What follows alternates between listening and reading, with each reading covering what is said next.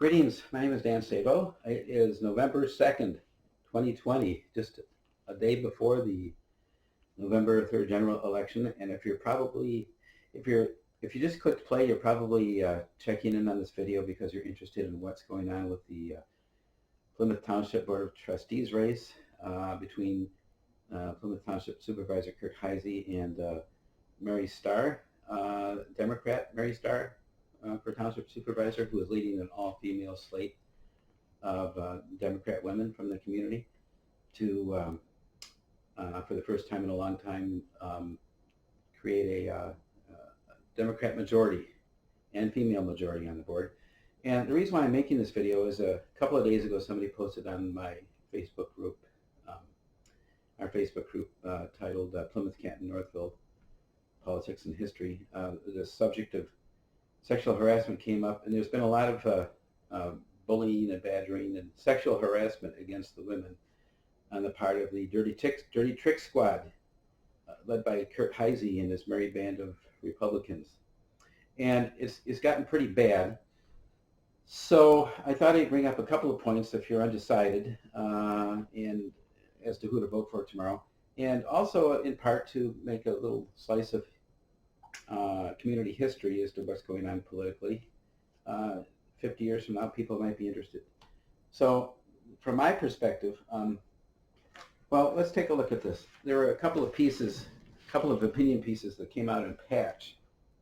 There was an article mid-September, I think it was September 14th, written about Nancy Conselman, who's running for clerk against Jerry Vorba, clerk. And the author states, and I quote, this is pretty bad,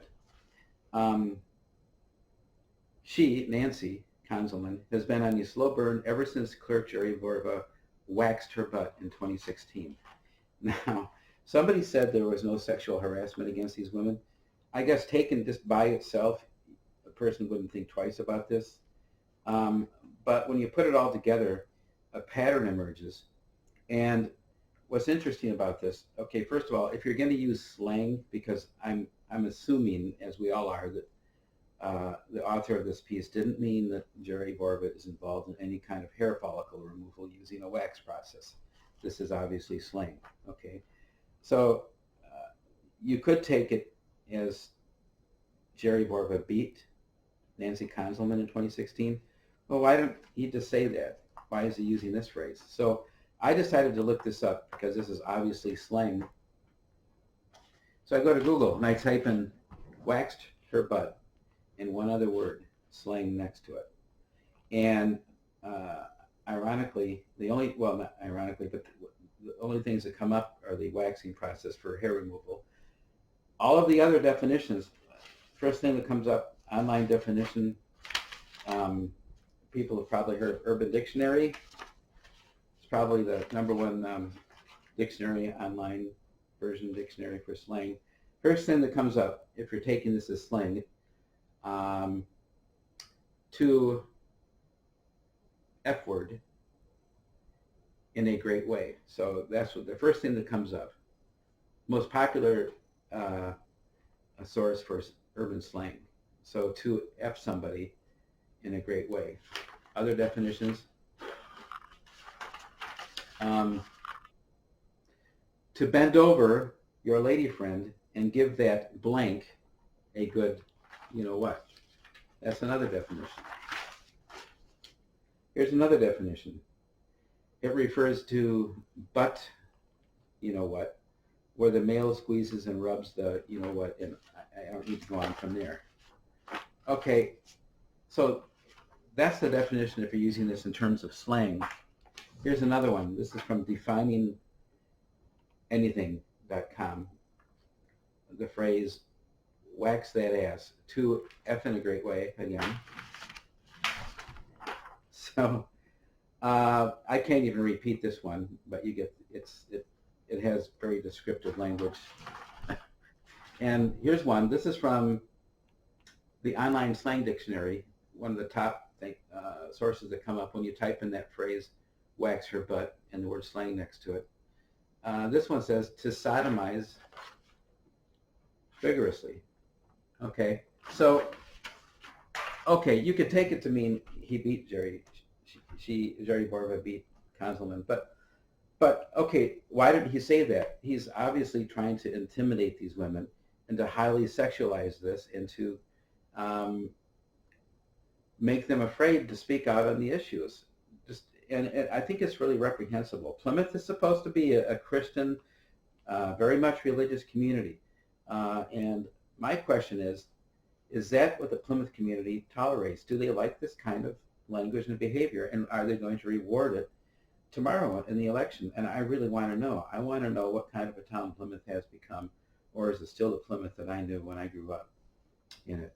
Now, what upsets me about that is that this small band, it's just a handful of dirty tricksters that are Kurt Heise's supporters, Kurt Heise has regularly bullied women in Plymouth Township Hall during meetings. That's a given. You can see all the videos on YouTube. But what upsets me is that same person in that very same article who made that phrase, he goes on to say a couple pages later, so what is Ms. Conzelman doing now? She found 4 women who are apparently willing to be cannon fodder in the general election, and she is using them to prop up her in some kind of a squad ticket. They call themselves Women for Plymouth, and they must think that this gimmick is going to work somehow and sweep them into office. They are grossly underestimating. Well, first of all, that is so denigrating for people to say that the only reason 4 women have decided to run for public office. You know how hard it is even to get up the courage for anybody to run for public office? And especially in a community where they have to put up with this kind of bullshit and crap. So that is extremely denigrating. And the person that wrote this article, whose name does not deserve to be mentioned, should apologize to this woman, and so should Kurt Heise, and so should Jerry Borva and all of the other conservative males on the Plymouth Township Board of Trustees who love this. They're just loving this. They're not speaking out against it. So this same guy says, who wrote this article, that he thinks Plymouth Township Supervisor Kurt Heise, they're going to win by 70%, and that he knows the community. He says he knows this community so much that that's what's going to win. If that's true, and he really does know the community, which I don't think he does, but I think he just knows a small group of people who think like him. I don't think he knows the whole Plymouth community. But if it's true that he does, and it's that wide of a margin, that's going to be a really sad day for the Plymouth community, to think that you have a bunch of misogynists running Plymouth Township and people that support that kind of behavior. It's really quite offensive. And it's about time that guys start sticking up for women. You know, it really is. Because, you know, good men should not stay silent. So that's mainly what I wanted to say, other than this other article he wrote, which is over 3,000 words long. I mean, for heaven's sake, if you can't get your point across in 800 words, give it up. But anyway, he goes on and he characterizes these women in so many different political genres. He can't make up his mind as to how to define them. So I just take rhetoric like this with a grain of salt and vote your heart. I think the all-female Democrat slate for Plymouth Township Board of Trustees, I think the woman will do a fine job. And you know what? We've got elections every 2 years. Voters can always change their mind and make corrections in a couple of years. But if you elect this all-male slate, you're going to have even more arrogance, because you're going to be rewarding this kind of arrogance, and it's going to be worse, not better. Heaven forbid, think of what happens if Donald Trump wins. He's going to be much worse in the next 4 years. And so is this all-male band of misogynists. Plymouth Township needs to change. That's my opinion. Take my opinion for what it's worth, and thanks very much for looking at it. Have a good day. And vote, vote, vote.